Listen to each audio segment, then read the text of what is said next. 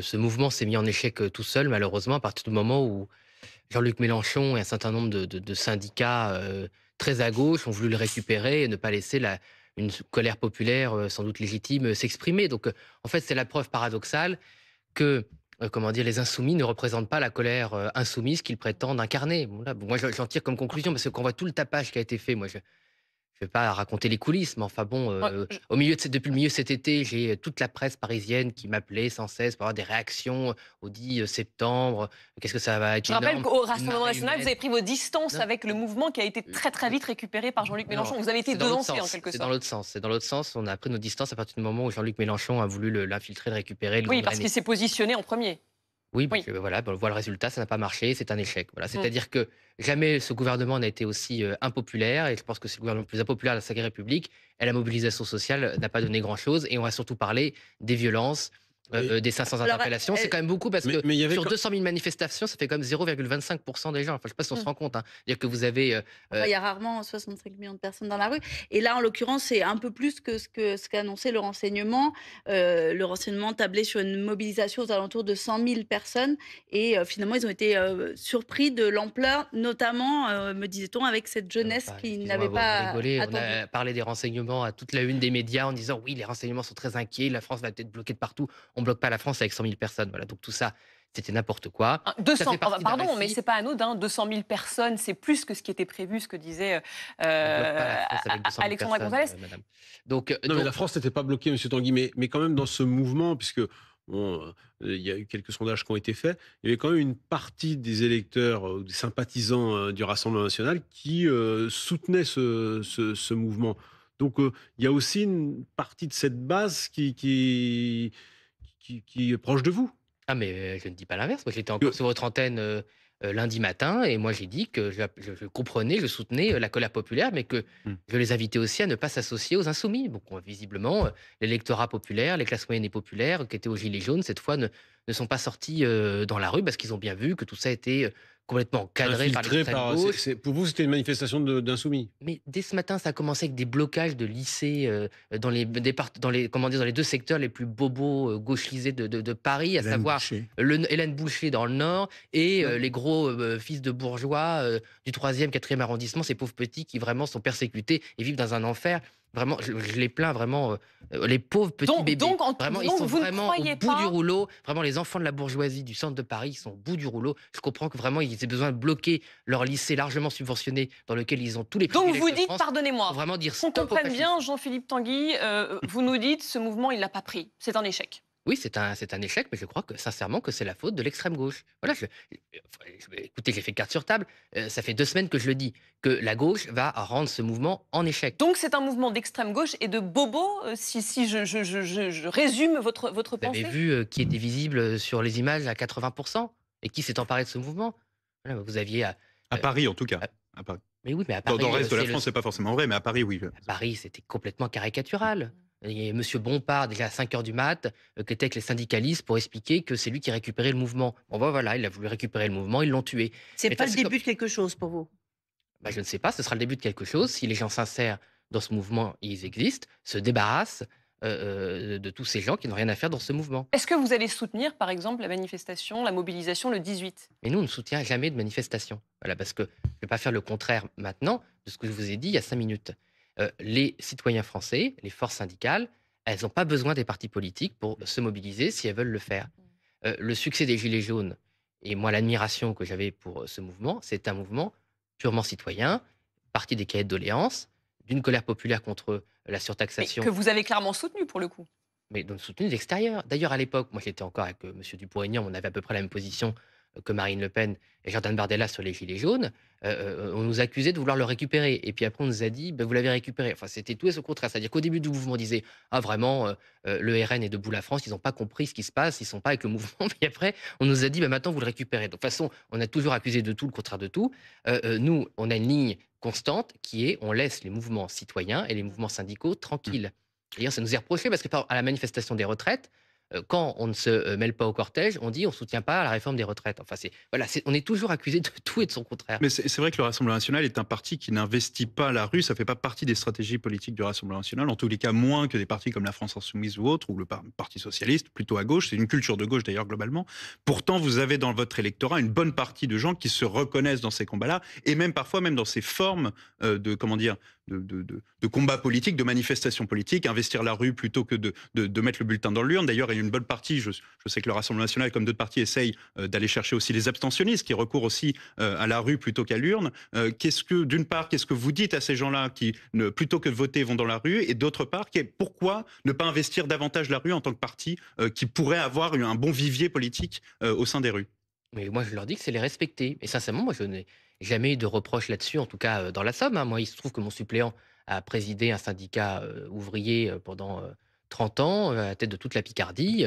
Et il a distancié depuis qu'il fait de la politique, il ne se mêle plus des luttes syndicales. Et pourtant, il a toujours été syndicaliste ouvrier, dans de grandes usines industrielles en amont, en bordure d'Amiens. Donc pour moi, il faut respecter les deux. C'est quand même la charte d'Amiens, c'est quand même la tradition française du syndicalisme d'un côté, de la politique de l'autre. Et on voit bien que quand les syndicalistes, d'ailleurs, font de la politique, eh bien, beaucoup d'ouvriers, de salariés se détournent d'eux. Voilà, je ne crois pas que le rôle d'un syndicat, ce soit de parler de Gaza, le drapeau palestinien, du conflit, du combat des trans ou je ne sais quoi. Et on ne parle pas beaucoup des conditions de travail parce que le problème de la France, quand même, si on parle vraiment des conditions de travail des salariés, c'est quand même des salaires très bas, la smicardisation du monde du travail, des accidents du travail en France qui sont anormalement élevés, des conditions de travail difficiles. Cet été, par exemple, on a quand même eu un gamin qui faisait du BTP, je crois, dans le Poitou-Charentes, qui est mort enseveli par du béton à trop haute température parce que les conditions de travail ne sont pas respectées. Et je n'ai pas entendu beaucoup, si vous voulez, la CGT et compagnie, parler des conditions de travail des ouvriers. Moi, dans ma circonscription, il m'arrive de visiter des usines. Parfois, je pense qu'il y aurait un combat à mener sur les conditions de travail. Sur les revendications, ces revendications, pourtant la fin de mois notamment, qu'on entendait d'ailleurs déjà en 2018, c'est quand même beaucoup revenu. Ces gens qui n'arrivent pas à joindre les deux bouts, etc., ils étaient présents. C'est la raison, c'est la première des raisons, la première motivation des gens qui soutiennent le mouvement du 10 septembre. Du 10 septembre. Oui, absolument. Avant la contestation de la figure du président de la République. Donc on voit bien que le pouvoir d'achat reste quand même assez central. Comme souvent dans ces mouvements, hein, le mouvement des Gilets jaunes, c'était devenu aussi un mouvement qui tournait beaucoup autour du pouvoir d'achat. Il y avait aussi les questions de carburant et tout ça, mais ça revenait un peu au même. Oui. Mais il y avait des drapeaux de la Palestine aussi. Hein. Aujourd'hui, oui, ça c'est la convergence des luttes. Ce que je veux dire, c'est que c'était pas spectaculairement voyant, la revendication du. Non, mais aujourd'hui, c'est devenu un mouvement qui était très éléfique quand même. Ce qui m'intrigue, moi, mais j'en ai déjà parlé sur ce plateau, c'est le mot colère. Depuis une heure, là, donc à peine une heure, 14 fois on l'a prononcé sur le plateau. Et vous l'avez prononcé 4 fois. J'ai tenu la statistique. Le mot colère est devenu le mot clé de tout le dialogue social aujourd'hui. Alors, depuis 3-4 jours, ça m'intrigue, ça. Alors, j'ai interrogé 2 psychiatres, un pédopsychiatre et un psychiatre, pour me dire ce que ça signifie, la colère.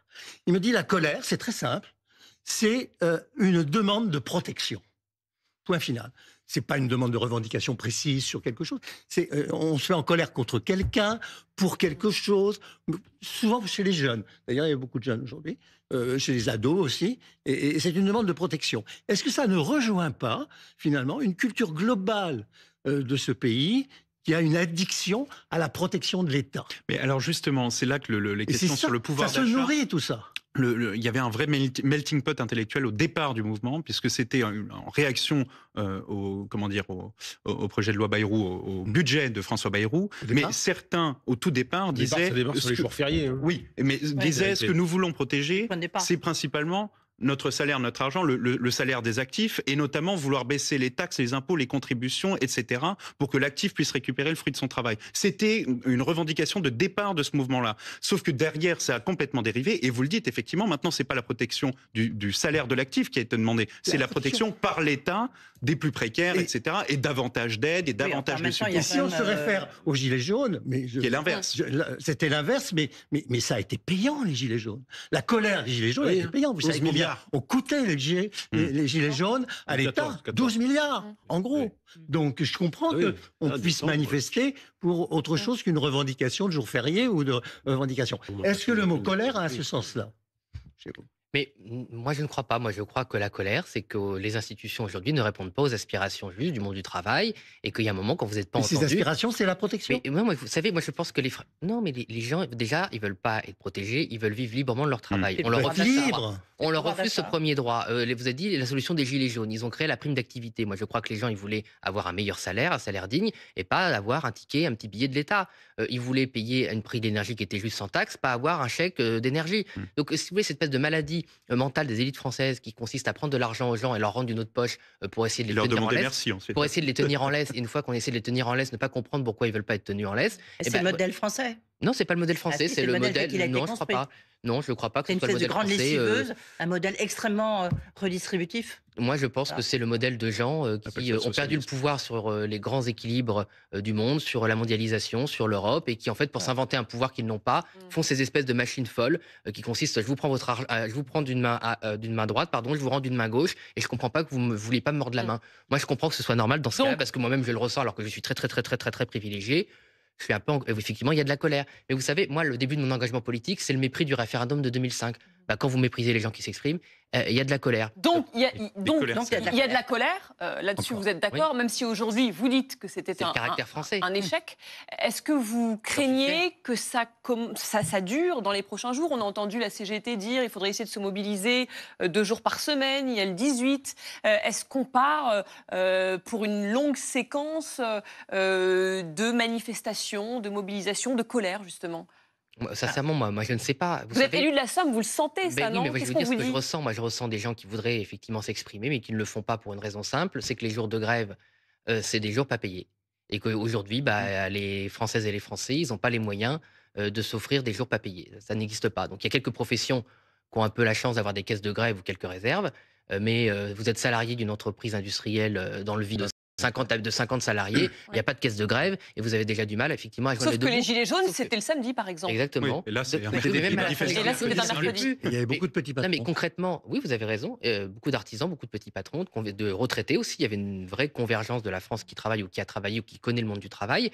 Et aussi, les Gilets jaunes, à la fin, ils avaient du mal parce qu'il fallait monter à Paris. Et monter à Paris, le plein, le péage, l'usure de la voiture, c'est un week-end à 150 €. Et puis, vous ne les avez pas. Donc, vous le faites une fois, 2 fois. Puis, à un moment, vous ne pouvez plus sacrifier ça. Et même quand vous êtes, dans le Vimeux, chez moi, ou dans les zones industrielles à côté d'Amiens, vous montez à Amiens, c'est 50 €. Il faut pouvoir les sortir. Hein. Aujourd'hui, d'ailleurs, c'était très localisé, m'a-t-on dit, du côté de la police. Les gens ont vraiment manifesté ou participé à des actions dans un périmètre proche de chez eux et ne se sont pas forcément déplacés dans des grandes villes aux alentours. Et ils ont noté d'ailleurs des actions dans des petites communes avec pas forcément beaucoup de personnes. Mais maintenant, avec les réseaux sociaux, eh bien, on peut avoir une résonance médiatique. Il suffit de filmer, de le poster sur les réseaux pour exister, même si les médias ne sont pas à cet endroit-là pour en rendre compte. La nomination. Est-ce que c'est vrai que la banlieue n'est pas descendue? Alors, effectivement, on m'a dit que la banlieue n'était pas particulièrement visible dans ces manifestations.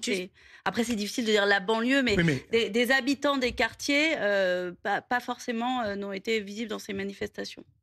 Non, juste pour répondre à votre question, pour savoir si c'est le début d'un grand mouvement, ça va quand même dépendre énormément de ce qui va se passer au niveau du gouvernement. Qu'est-ce que va décider Sébastien Lecornu, qui va être nommé au ministère du Travail et de l'Économie pour savoir quelle réforme des retraites? Est-ce qu'il va avoir une remise en cause? Est-ce qu'il va y avoir une suspension? Est-ce qu'il va avoir une abrogation? Qu'est-ce qui va se passer en termes de justice fiscale?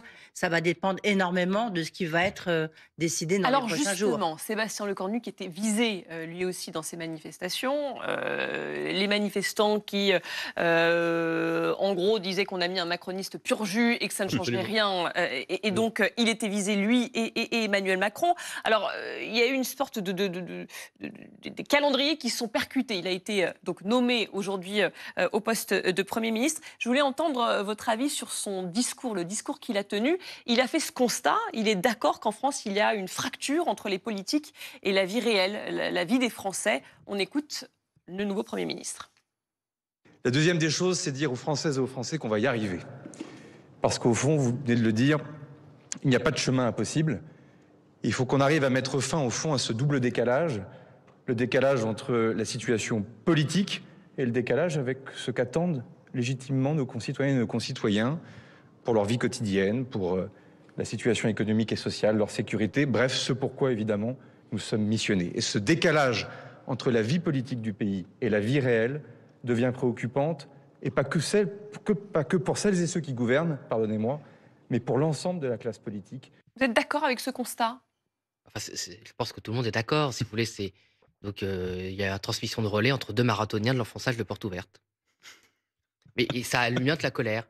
Ça alimente la colère. Mais c'est important qu'il le souligne dans le contexte. Ça s'adresse à tous les politiques. J'ai pas dit que ça s'adressait pas à tous les politiques. J'ai dit que moi j'étais très privilégié. Moi j'essaie au moins dans la limite de mes mesures d'en avoir conscience. Parce que ça fait partie, pardon, des revendications, de ce qu'on entend, les manifestants qui sentent qu'il y a une déconnexion par rapport à leurs élus.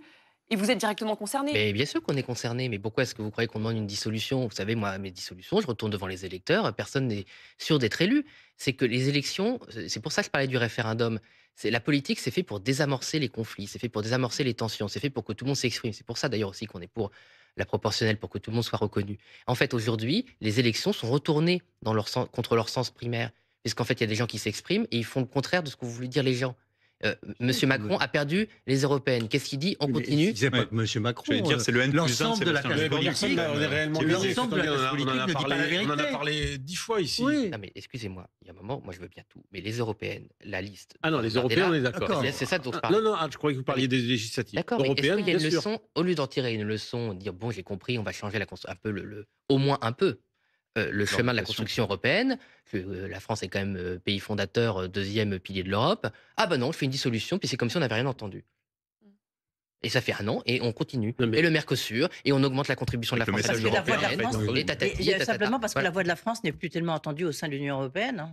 Elle est affaiblie, la voix de la France. M. Macron n'a pas envie de la faire entendre, puisqu'il est d'accord avec la construction européenne, ce qu'elle a été faite. Donc hop, on met de côté et on fait comme si... Il était contre le Mercosur, finalement, le Mercosur va vraiment être... pas, vous le savez très bien, Mme Chevrillon. Vous savez très bien que M. Macron a été pour le Mercosur, puis quand il a vu que ça bardait un peu, il a dit qu'il était contre, et là, il n'est même pas d'accord pour soutenir la Pologne pour les clauses de sauvegarde plus dures, celles que nous propose Mme von der Leyen. Il est favorable au Mercosur. Sur la question du Mercosur, c'est que la France est isolée, c'est ça la vérité. Il n'y a qu'à plus payer. Il y a 27 pays. Au-delà du Mercosur, Madame Valérie Ayé, aujourd'hui au Parlement européen, prenait une Europe plus fédérale dans son discours. C'est cité aujourd'hui. Valérie Ayé qui fait 14% contre le camp du Rassemblement national qui faisait 30 ou plus à l'époque. Effectivement, là, le message n'a pas été franchement entendu par le camp macronien, notamment par Valérie Ayé, qui va prôner pour une Europe plus fédérale au Parlement européen, alors qu'elle fait moins de moitié moins que le camp du Rassemblement national. Il n'en reste pas moins que les tentatives de mise en minorité au Parlement européen n'ont pas fonctionné. Oui, non, ça c'est certain. Il y a aussi, on n'est pas seul au Parlement européen, il y a d'autres formations politiques. Sébastien Lecornu, qu'il promet qu'il y aura des ruptures, tant sur la méthode que sur le fond. On sait qu'au Rassemblement national, vous l'appréciez quand même, Sébastien Lecornu. Est-ce que vous n'avez pas, au fond, envie de lui donner une chance? Non, mais moi, je veux bien qu'on fasse vivre des légendes urbaines, hein, mais c'est pas qu'on apprécie Sébastien Lecornu, c'est qu'il nous a, il nous dit bonjour. Vous avez dîné avec lui, non? Moi, j'ai pas spécialement dîné avec lui, mais il se trouve que j'ai rencontré M. Lecornu il y a 10 ans pendant les élections européennes où il avait autorisé son adjointe à être sur ma liste souverainiste, si vous voulez tout savoir. Donc, j'ai pas de conflit. Non, mais j'ai pas de conflit personnel avec M. Lecornu, mais j'ai pas non plus d'atome crochu, si vous voulez. M. Lecornu, pardon, il était en charge de la fermeture de la centrale de Fessenheim. Et il y a des archives un peu compromettantes où on nous explique que oui, c'est un peu stupide, mais on va quand même le faire parce qu'il faut le faire. Bon, ça nous a. Et ça, c'était le début du mandat, quand M. Macron n'était pas clair. Non, mais je dis pas que c'est pas grave. Je pense que c'était une erreur. Mais il a pensé qu'il fallait poursuivre l'œuvre de François Hollande au début du mandat, et il a changé lors du discours de Belfort. On va pas faire. Non, mais tout va très bien. Non, mais je dis pas que tout va très bien. J'essaie de réexpliquer. Non, mais excusez-moi, monsieur, vous avez raison, monsieur. Excusez-moi, c'est vrai que moi, c'est un sujet qui me tient à cœur, mais moi, je trouve que si vous voulez qu'on est responsable politique, quand on aspire à diriger la France, et quand on se regarde dans un miroir et qu'on se dit, c'est vrai que j'ai quand même soutenu la fermeture de 14 réacteurs nucléaires en 2017, et puis après, en 2022, j'ai soutenu le maintien de 12 réacteurs. C'est-à-dire que quand on est capable en seulement 5 ans de dire tout et son contraire sur le pilier de la souveraineté énergétique française et une de nos principales industries exportatrices, je pense que dans ce cas-là, en fait, on n'est pas légitime pour être Premier ministre. Moi, je peux vous dire... Non, il y a une vidéo... Moi, je vais vous dire en vidéo, si un jour, je me trompe d'un truc aussi énorme... Pas dans votre parti. Donc, par exemple, on entend au Rassemblement national contre l'euro, contre l'Europe. Aujourd'hui, je vois pas. Vous avez changé d'avis. Il y a quand même beaucoup remis. Ah non, mais moi, j'aurais aucune difficulté. Moi, écoutez, BFM Business, moi, je n'ai aucune difficulté à venir expliquer notre position sur l'euro dans la longue distance. Mais moi qui serais ravi de j'en ai pouvoir souvent parlé enfin- avec Marine Le Pen, Moi je peux aussi. vous dire ici même, Oui. honnêtement, maintenant c'est plus vrai, mais pendant longtemps quand même, elles étaient contre l'euro, puisqu'elles voulaient même créer une monnaie qui était amarrée à l'euro. Oui. Enfin, il y avait tout un système extrêmement compliqué. Maintenant, c'est plus le cas. Nicolas c'est pas Dupont-Aignan vrai, a eu madame. beaucoup de mal à Oui, expliquer. moi-même, j'avais dans dit, l'autre- Non, mais parce que la politique monétaire, c'est très compliqué. Mais moi, un jour, mais on est après, d'accord, Vous on savez, est- moi, voilà, je lance un défi à BFM TV. Si un jour, on a vraiment une spéciale politique monétaire de 3 heures, je veux bien faire les 3 heures. Je doute que je l'aurai de mon vivant. Mais vous savez, c'est tout simple. Si vous Vous avez êtes un le clou- monsieur économie Je vais vous- du non, mais je Rassemblement vais vous national. expliquer on rappelle. le changement de position du Rassemblement sur un clou. Si la première année, vous avez un clou qui vous rentre juste un petit peu au bout de la peau, vous pouvez l'enlever sans trop de douleur. Si au bout de 15 ans, malheureusement, le clou il est au bout de votre main, bah, vous ne pouvez plus l'enlever. Eh ben, Voilà. c'est comme En tout cas- Emmanuel Macron avec le nucléaire, voilà. C'est Il a lui qui nous a changé de planté un position. gros clou. Et Ça, que c'est vrai, l'opinion il a publique, bien mis un clou avec le et nucléaire. Ça, je l'opinion ne fais pas publique dire. avait quand même a beaucoup évolué aussi. Les Français n'ont jamais été dupes sur le nucléaire. Donc, en tout cas, vous dites qu'il n'est pas légitime, Sébastien Lecornu, au poste de Premier ministre. Ah non, moi je pense qu'à sa place, moi j'aurais changé d'opinion sur un sujet aussi important, je me cacherais dans un trou. Oui. Enfin, même si on vient de montrer que vous avez fait exactement la même chose au Rassemblement national. Ah non, non. Donc, je crois connaître la réponse à la question de Charles qui nous regarde. Le Rassemblement national peut-il s'associer à Sébastien Lecornu? Mais non, je ne pense pas. Mais enfin, écoutez, tout est toujours possible. Peut-être que M. Lecornu va faire une réunion, il va expliquer que M. Macron s'est trompé sur sa politique d'injustice fiscale, qu'il s'est trompé, qu'il a menti sur la réindustrialisation de la France, qu'il s'est trompé sur les 500 000 immigrés légaux qu'il fait rentrer par an, sur l'exécution des OQTF. Pour vous Comment, si tout, non, puisqu'il a dit qu'il c'est veut possible. changer, il veut changer de méthode, il veut de la changera rupture. Il y aura une rupture. Mais il ne changera rien. Oui, mais, non, mais supposons, on peut faire un rêve. L'un des 4 points de Supposons. votre lettre. Supposons. Sur quoi vous pourriez discuter Ah bon, pour avec discuter Sébastien Lecornu sur le contribution contrôle à strict de l'immigration et la fin de la subvention de Oui, l'immigration. la On peut contribution discuter de la européenne. contribution de l'Union européenne, Ok. puisque soi-disant, je vous rappelle qu'on ne pouvait pas la baisser, c'était le Frexit direct. On l'a baissé. Et là, il a réussi à le baisser d'un milliard On l'a d'un baissé. coup, ce qui est la vérité d'hier n'est plus la vérité d'aujourd'hui.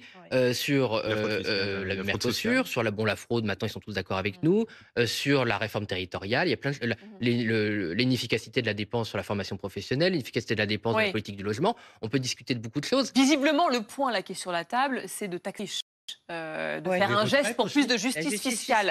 Est-ce que c'est un point qui pourrait vous amener, vous, à ne pas le censurer?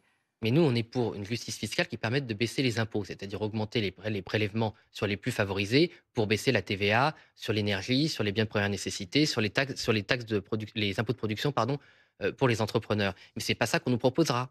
Mais si on nous propose, on peut discuter. Mais je doute que ce soit ça qu'on nous propose. On nous proposera une nouvelle taxe pour nourrir le tonneau des Danaïdes de la dépense publique.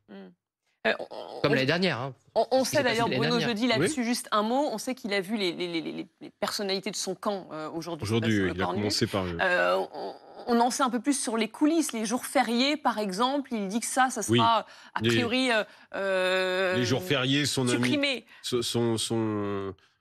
le ministre Gérald Darmanin, qui est aussi un ami de Sébastien Lecornu, n'a pas fait mystère que les 2 jours fériés, ils allaient lui faire un sort à cette mesure. Il faut sauter les points crispants. Une mesure qui avait déclenché, sans doute, la mesure assez symbolique, mais aussi qui a beaucoup importante pour les gens. Sans doute, c'est ça qui a mis un peu le feu aux poudres. Hein, et son plan est devenu assez vite inaudible. Rassemblement national, les Insoumis étaient tombés là-dessus. Et c'est vrai que dans le parti macroniste, beaucoup étaient contre. Il y a ça. Mais je pense que Sébastien Lecornu, aujourd'hui, il a surtout cherché à resserrer les rangs de ce bloc central. Il faut quand même voir que François Bayrou, le bloc central, est sorti en piteux état. Il n'a pas fait le plein des voix lundi. Il manque beaucoup de voix. Le 13 du côté des LR, il en a même manqué au parti Une, au parti Renaissance. Enfin, et puis donc, avant d'aller essayer de négocier, de voir les marges de manœuvre qu'il a avec Jean-Philippe Tanguy et ses amis, avec les socialistes, le petit groupe Lyot aussi, qui est important. Parce qu'au fond, qui a complètement fait défaut lors du vote de confiance. Alors, totalement contre François François Bayrou.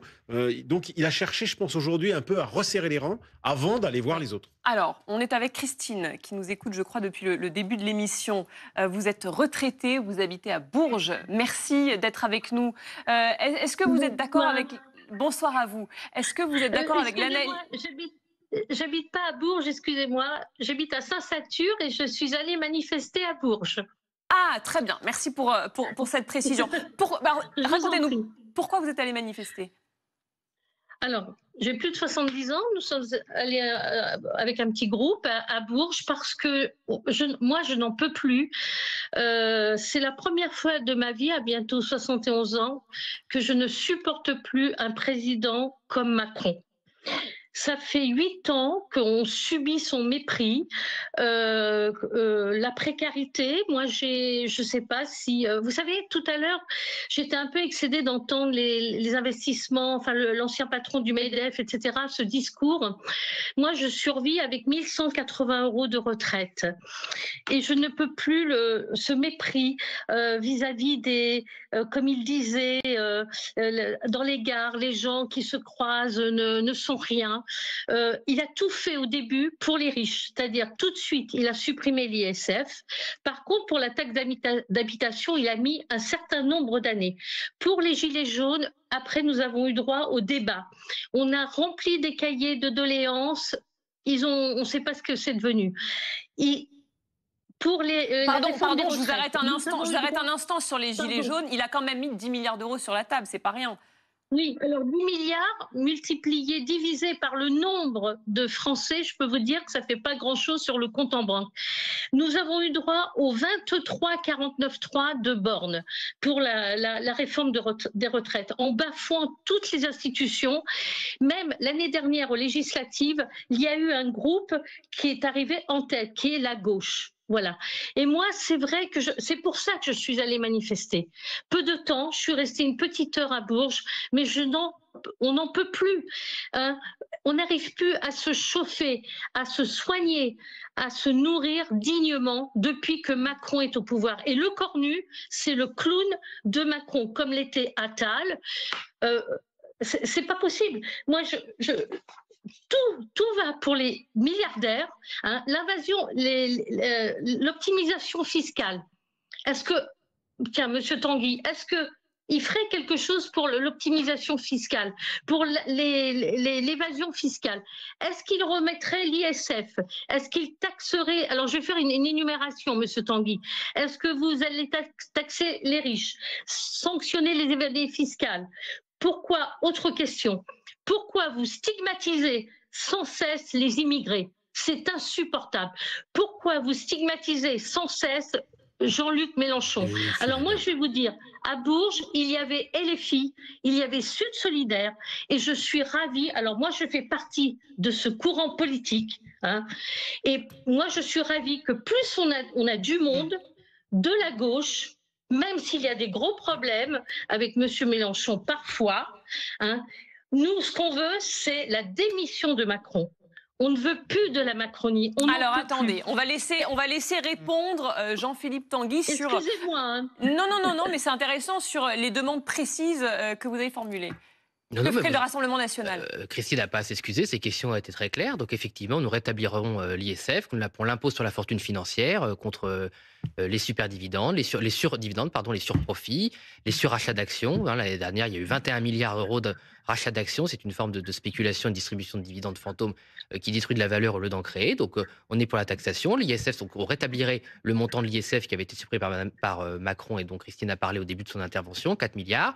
Contre l'exil fiscal, on ferait l'exit tax, qui taxe effectivement les personnes qui choisissent de quitter notre pays. Et je suis quand même l'un des principaux animateurs de la lutte contre les parasites fiscaux au sein de l'Union européenne, puisque par exemple l'Irlande est devenue une colonie de parasites fiscaux américains qui nous piquent chaque année plusieurs dizaines de milliards d'euros au niveau de l'Union européenne, plusieurs milliards d'euros pour la France. Et chaque année, nous proposons et nous soutenons d'ailleurs des dispositifs, Christine, de gauche. Vous pouvez vérifier. On vote beaucoup d'amendements qui parfois viennent de la gauche, notamment du Parti communiste, parce qu'ils avaient fait un rapport assez intéressant sur la lutte contre l'exil fiscal à l'époque avec Nicolas Dupont-Aignan. Et depuis 10 ans, on essaie de mettre en place ces dispositifs. Elle vous dit aussi pourquoi vous stigmatisez systématiquement les immigrés. Mais on ne stigmatise pas les immigrés, on stigmatise le phénomène de l'immigration massive incontrôlée, tel que le faisaient d'ailleurs les communistes jusqu'aux années 80, à savoir que quand nous avons 6 millions de chômeurs, Christine, on ne peut pas accueillir par an 500 000 personnes qui n'ont pas de qualification, qui ne correspondent pas à des besoins dans notre pays. Et par ailleurs, les immigrés qualifiés qui rentrent, et vous le savez, madame, souvent, par exemple, les médecins qui viennent d'Algérie ou d'Afrique subsaharienne, par exemple le Sénégal, eh bien, le président du Sénégal demande à la France de arrêter de prendre les médecins sénégalais parce qu'il n'y a plus de médecins sénégalais avant. Donc on stigmatise pénalise personne, mais ça a un coût pour la France et ça a un coût pour les pays qui perdent leurs migrants. Donc je crois que personne n'est heureux avec l'immigration incontrôlée. Une question quand même. Pardon. Non, Christine, juste un instant. Pardon, je vous donne le micro, mais juste pour bien comprendre. Parce que vous avez pointé du doigt Emmanuel Macron, qui est méprisant, pour reprendre vos mots, qui ne fait rien pour les Français, entre guillemets, lambda, qui ne fait qu'aider les riches. On a 2 économistes avec nous en plateau. Est-ce que c'est vraiment le cas? Est-ce qu'il n'a rien fait pour le pouvoir d'achat des classes moyennes? Oh bah, je vais me faire tuer, mais le premier quinquennat a été assez positif pour la reprise de la croissance économique, de l'emploi, de l'investissement et de l'activité. On ne peut pas reprocher à Emmanuel Macron d'avoir poursuivi d'ailleurs la politique qui avait été entamée par François Hollande. Donc concrètement, c'est suppression de la taxe d'habitation. Mais nous sommes encore aujourd'hui, et je ne sais pas si M. Tanguy est sans doute pas d'accord avec ça, nous sommes encore aujourd'hui le pays de l'OCDE le plus prélevé, le plus fiscalisé et le plus dépensier. Ah, tout à fait, je le dis souvent. Vrai tout à fait, c'est pour ça que les baisses d'impôts... C'est bien pour ça qu'il faut... c'est un peu contradictoire, s'il y a eu des baisses d'impôts, on ne devrait plus être le pays le plus fiscalisé. Non, mais il y a quand même des mesures... Il y a eu un petit problème dans le macronisme. Il y a quand même des mesures qui ont été prises, madame. C'est-à-dire que lorsqu'on regarde la suppression de la taxe d'habitation, je suis d'accord, ça n'a pas été dès le premier jour, mais enfin, c'est venu quand même ensuite. Et surtout pour ceux qui gagnaient le moins, qui avaient l'impôt sur le revenu le plus faible. La taxe sur l'audiovisuel aussi. Le chômage a beaucoup baissé. Donc ça a profité à tout le monde. Ça a profité aux jeunes, ça a profité aux gens qui avaient des rémunérations les plus basses, notamment grâce à des exonérations fiscales. Si on parle de l'exonération fiscale au niveau du SMIC, voire un petit peu plus. Donc, il y a quand même des choses qui ont été faites. Et puis, il ne faut pas oublier quand même la période du Covid, où là, quand même, tout a été gelé et c'est l'État qui a tout financé. Et en plus, qui a financé ensuite, après, le chèque énergie. Ça a coûté quand même énormément d'argent, peut-être une centaine de milliards. Donc, on ne peut pas dire que rien n'a été fait. Il y a des choses qui n'ont pas été faites, mais il y a des choses qui ont été faites. Christine. Excusez-moi, mais... je ne sais pas si vous avez entendu, est-ce que vous pourriez vivre avec 1 180 €? Je vais vous parler aussi des enseignants, parce que dans ma famille, il y a des enseignants. Moi, j'aimerais savoir l'indice des enseignants est gelé. Au niveau des AESH qui s'occupent des handicapés, ça fait 20 ans qu'elles gagnent 800 € par mois. Pourquoi le RN a été contre la scolarisation des handicapés dans les écoles? Il n'y a pas de moyens dans les secteurs médico-sociaux. Il n'y a pas de moyens financiers dans les secteurs médico-sociaux, dans les écoles. Voilà. Enfin, je ne comprends pas. Vous dites, je reviens à Macron. Vous dites qu'il a fait des choses. Je suppose que vous allez faire votre course. Là, je suis très pragmatique, très terre à terre. Vous allez dans les supermarchés, vous allez faire vos courses. Est-ce que vous vous rendez compte combien il faut remplir le caddie pour avoir 50 €? Voilà. Et moi, je vais vous dire une chose. Je suis un ancien travailleur social. J'ai travaillé au temps de l'ANPE. Je me suis retrouvée cliente à l'ANPE. Et voilà. Et je suis une assistée, effectivement. J'ai 200 € par an pour mon fioul. Et quand j'entends du matin au soir, je ne veux pas vous stigmatiser, BFM, mais entre autres sur d'autres chez vos concurrents, où il y en a assez de l'assistanat, Donc ça veut dire, qu'est-ce qui me reste? Je vais me jeter dans la Loire, qui est notre fleuve, dans le Cher et dans la Nièvre. Voilà, je suis aidée. Les chômeurs, moi j'ai travaillé à la NPE. Ce qu'a fait Borne et qu'a continué Barnier, etc., c'est un véritable massacre pour les chômeurs. Un véritable massacre. Il y a plus de 10 millions de pauvres avec Macron. Est-ce que c'est normal? Un mot là-dessus. Alors peut-être arrêtons-nous là-dessus pour essayer de comprendre. Je profite de la présence à nouveau d'Edwige Chevrillon. Excusez-moi, je traite... Non, mais c'est intéressant parce que c'est les préoccupations des personnes aussi qui manifestaient aujourd'hui. Les prix restent chers, c'est ce que dit madame, c'est ce que dit Christine. Pourtant, la flambée inflationniste, elle est derrière nous. Oui, mais elle était de 0,9%. Non, mais vous avez raison. En 2024. Elle a baissé, mais les prix n'ont pas baissé. Les prix n'ont pas baissé. Ça reste cher. Dominique Schelcher, le patron de Système U, le disait là, lorsque j'ai interviewé il y a peu de temps. Il dit le problème, c'est que les prix ne sont pas revenus à 2019. Donc les prix restent élevés. Et madame a tout à fait raison. Mais même si aujourd'hui, l'inflation, elle a baissé, elle est en dessous d'1%. Donc les prix restent chers, oui. Ça, c'est indéniable. On a une question de Pardon. Nicolas. J'aimerais savoir qui sont tous ces manifestants libres de leur temps un mercredi. Certainement pas la classe moyenne qui C'est pas bosse, pour rien en qu'il tout s'appelle cas. Nicolas, à mon avis. Oui, faites référence à Le mouvement Nicolas Quipet. Nicolas Quipet. Mais qui était d'ailleurs au Bah, les départ à jeunes. l'origine du mouvement, mais Mm. qui a décrété, lorsque la date est tombée un 10 septembre et qu'ils ont vu que c'était un mercredi, ils ont dit on ne pourra pas y participer. Bah, ils ont vu aussi que M. Mélenchon soutenait la manifestation. Je Oui, suis désolé de tout à fait. déplaire à Christine encore, mais je suis désolé, ça a joué un rôle là-dedans. Et je voudrais dire à Christine que sur les prix élevés, c'est pour ça qu'on voulait baisser la TVA, et elle peut vérifier, les députés insoumis ont systématiquement voté contre les baisses de TVA. Systématiquement.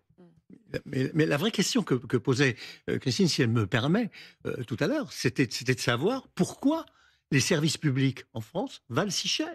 Pourquoi on a ce problème à la santé? Oui. Pourquoi on a ce problème à l'éducation? Pourquoi ça ne fonctionne pas? Alors que nous sommes le pays où les dépenses publiques et sociales sont, je le répète une fois de plus, les plus élevées d'Europe. C'est ça le problème. C'est un problème souvent de management, c'est un problème d'organisation, et c'est un problème où il faudra avoir le courage. Mais là, ça fait partie peut-être des ruptures dont n'a pas parlé encore le nouveau Premier Sébastien ministre, Lecornu. mais auquel il pense, mais des ruptures dans l'organisation même de l'État et des administrations. Parce que c'est un vrai problème. Pourquoi ça marche dans le privé et ça marche pas dans le public? Merci beaucoup, Christine. J'en profite pour remercier. Juste une dernière question. Vous allez continuer à manifester ces prochains jours? Oui, tant que mon physique, mon corps, j'y vais. Tant que même si M. Lecornu n'a pas encore présenté son budget, on connaît les réponses, on les connaît. Donc je continuerai tant que je peux. Merci beaucoup. Merci, Et Christine, merci à d'avoir vous. témoigné. Merci beaucoup. sur notre antenne. La suite, ça va être quoi, Jean-Philippe Tanguy? Est-ce que vous n'êtes pas un peu hors-jeu, finalement, dans ces discussions? Puisqu'on sait que Sébastien Lecornu, il va vouloir discuter avec la gauche. Il espère obtenir... Il va recevoir tout Il le va monde. recevoir tout le monde. Marine Le Pen et Jordan Bardella, dans les prochains jours, c'est sûr et certain. Mais il va faire des parce pas vers la gauche, plutôt, Bruno Jeudi. Bah, il va jauger. On a plutôt le sentiment qu'il va essayer de trouver une solution pour. Il cherche un accord de non-censure, en fait. Donc oui, il y a peut-être plus de chances que ça marche du côté de la gauche. Mais je pense que Sébastien Lecornu, c'est quelqu'un qui va discuter avec tout le monde. Donc il va voir quand même s'il ne peut pas aussi envoyer des signaux de l'autre côté. Mais c'est vrai que c'est plutôt aujourd'hui, et il va plutôt tenter du côté du Parti socialiste, qui ne réclame pas la dissolution. Les socialistes sont dans une attitude un peu différente. Ils n'ont pas envie de la Cela étant, dissolution, contrairement au cela Rassemblement étant, national. Ni le Pas envie de Rassemblement mourir, national. en même temps. Quand on est des sociotraites, c'est un peu compliqué de se faire élire dans des terres socialistes, vous savez. Donc, mais moi, je vous dis, on n'est jamais hors jeu, madame, pour répondre à votre question, parce que, en fait, quand vous êtes la première force politique, non pas parce que les gens sont pour nous, parce qu'ils sont pour nous, parce qu'on a un logo Rassemblement national, mais parce qu'en fait, on porte les préoccupations d'une majorité de Français sur le pouvoir d'achat. Christine dit le caddie est trop cher. Il n'y a aucune autre force politique qui veut baisser les dépenses contraintes à part le Rassemblement national. Tout le monde peut le vérifier. Et à l'époque, on s'est glosé de nous, on ne comprenait rien. En 2022, on a dit que Marine Le Pen n'avait pas compris le pays et qu'elle allait être éliminée de la vie politique. Et puis finalement, une fois de plus, le programme sur le pouvoir d'achat et contre les dépenses contraintes était au centre de la vie politique. Elle l'est toujours, puisque ça correspond à la réalité que les gens vivent, tout simplement. Sur l'énergie, beaucoup on a entendu, parce que quand on explique aux gens que c'est la faute de la petite mamie, qui fait son plein pour aller acheter sa baguette, que la Terre est détruite, alors que vous avez des stars d'Hollywood qui partent en yacht tout l'été et qui font 10 fois pire, et qui font des sommets dans le monde entier en avion, tout en expliquant aux gens qu'il faudrait quand même eux qu'ils arrêtent de prendre leur diesel. Les gens n'en peuvent plus, voilà, ils veulent qu'on puisse proposer une politique environnementale qui ne soit pas une politique de sacrifice. Et c'est ce qu'on a gagné avec la suspension de la politique, la programmation Vous allez de l'énergie. vous allez empêcher les stars D'aller se marier à Venise. d'aller se marier à Venise. Non, mais peut-être qu'on les empêchera de faire leur propagande sur un service public qui sera privatisé pour raconter des Ah oui, conneries. c'est une autre affaire. Ça, peut-être, par contre, ce sera fait, ça. Et vous continuez à appeler à la dissolution. Oui, parce que c'est la seule solution. Mais si vous voulez, de toute façon, c'est inéluctable. Parce que M. Lecornu, il peut être sans doute très sympathique, mais il n'a pas d'oxygène, il n'a pas de marge de manœuvre. Parce que si les socialistes font un accord avec M. Lecornu, c'est qu'ils auront définitivement... Lui, il dit qu'il y a une petite fenêtre. Oui, bah...